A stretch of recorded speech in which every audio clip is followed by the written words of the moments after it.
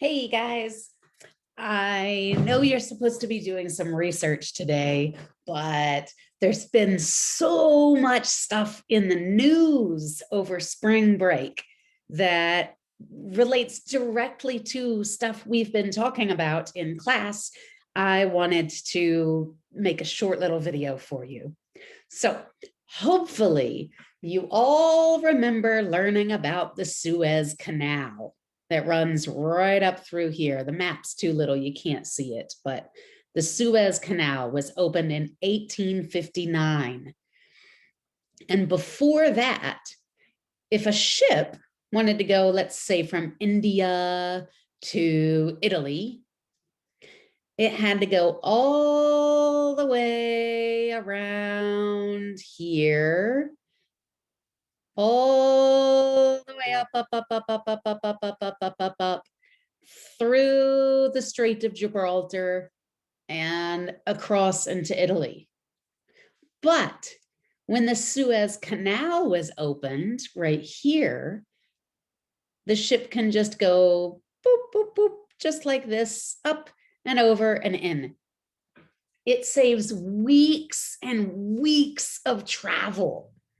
And why that matters so much is because ships cost a lot of money to keep moving. For a ship to go from India all the way around here, right here, this bottom part of South Africa, this is called the Cape of Good Hope. That's what it's called, the Cape of Good Hope. So for a ship to go through the Cape of Good Hope all the way around the entire continent of Africa and up here through the Strait of Gibraltar, that's in between Spain and Morocco, it cost millions and millions of dollars, more dollars, millions and millions more dollars to go all the way around than it does just to go through here. Hopefully you have heard that there's a cargo ship stuck sideways in the Suez Canal. Let me close this and go back to the internet. So this is literally, this isn't a piece of art. This is literally a photograph taken of the Suez Canal right now. The conditions were really foggy and the captain of the ship couldn't see where he was going. And somehow he got it turned sideways like that. And it is completely lodged in. It's stuck because think about, hopefully you've gone walking into water sometime in your life and it's shallow, shallow, shallow, shallow, and then it gradually gets deeper. Well, the Suez Canal is the same way. It's deeper in the middle and it's shallow on the two edges.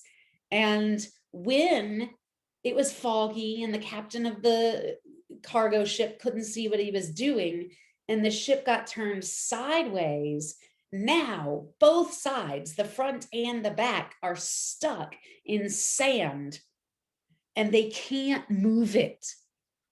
And there are lots and lots of ships backed up in both directions. Ships that are trying to leave the Mediterranean Sea and go back out towards Asia. And then ships that are coming from Asia and trying to go into the Mediterranean Sea. And it's costing the world $6 billion a day. Now, when I say it's costing the world, what I really mean is it's costing businesses like, I don't know, H&M, let's say H&M shop.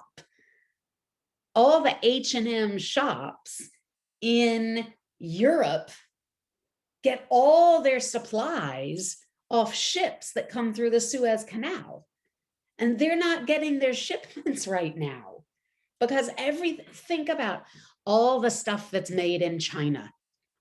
Think of every time you see "Made in China" written on a tag, that goes through a ship through the Suez Canal to get to Europe. And it is completely blocked. And it's costing $6 billion a day. And now these companies that have packages called cargo that they're trying to ship, now they're trying to decide, do we send our ship to the Suez Canal and just have them wait? Or do we pay millions and millions of extra dollars to go all the way around the Cape of Good Hope? And they just have to decide. It's a gamble. They have to try to see if they think this ship here is going to get loosened and move ahead in time, or is it worth the millions of dollars to go all the way around the entire continent of Africa? So now you're seeing in real life, in real time, how important this Suez Canal is. And we learned all about the opening of the Suez Canal in world history class. Okay, that's one thing. And another thing that happened just today, or for you guys, because you'll be watching this tomorrow, then what happened yesterday. Do you remember when I talked about Indonesia, and the dominant religion in Indonesia is Islam? It's the country with the highest percentage of Muslims in the whole world. It's over 90% of everyone in Indonesia is Muslim. And then I told you that some of the really, really extreme, radicalized Islamists would attack Christians and Hindus and whoever wasn't Muslim, because they believed that Indonesia should be only Muslim. And then I said, sometimes there are still attacks. Well, there was an attack today. Today for me right now in America, yesterday for you. And it was on Palm Sunday. Palm Sunday, I know a lot of you are not Christian, so Palm Sunday is a really, really big holiday in Christianity. In Christianity, the two biggest holidays are Christmas and Easter. Christmas is when Jesus was born. Easter is when Jesus came back to life. He was crucified on a Friday and came back to life on a Sunday. They celebrate his resurrection. That's Easter.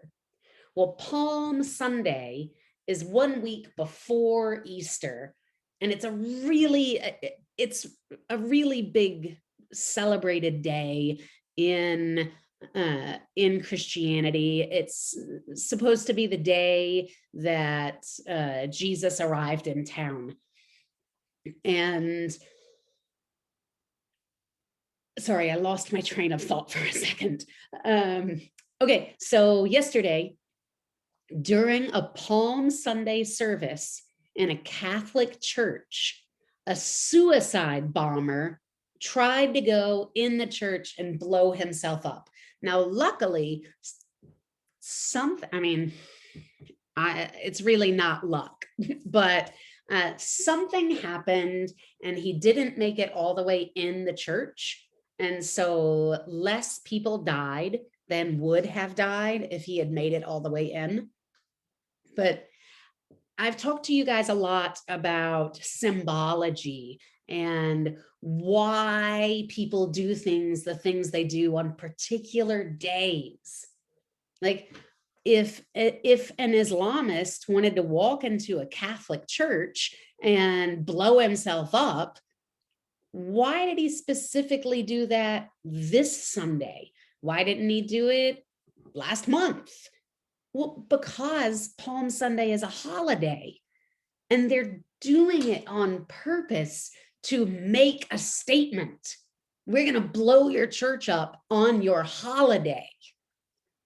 So this is, once again, more world history happening right now.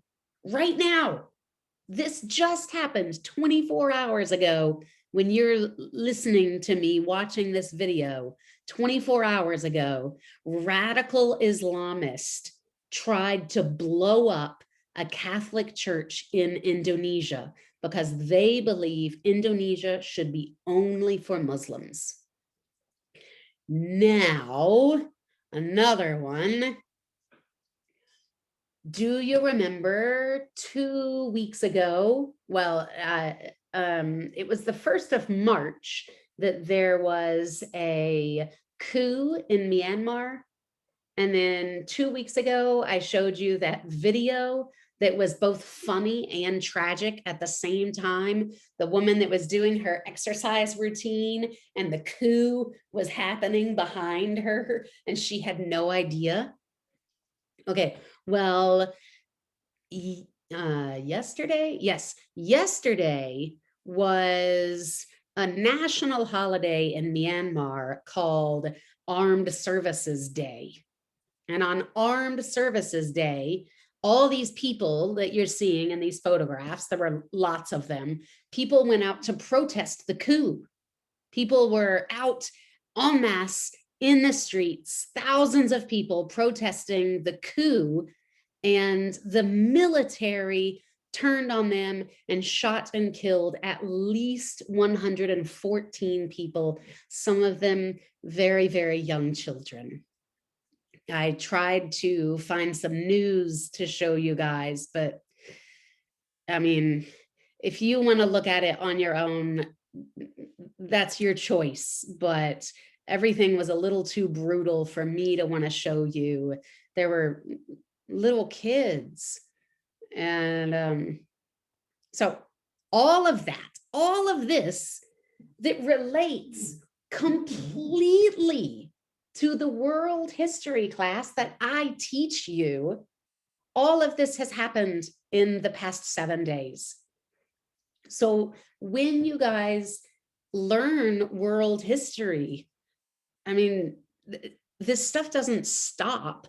When at the end of the year, June 16th, June 17th, it's not like you should just forget everything that you ever learned in world history class.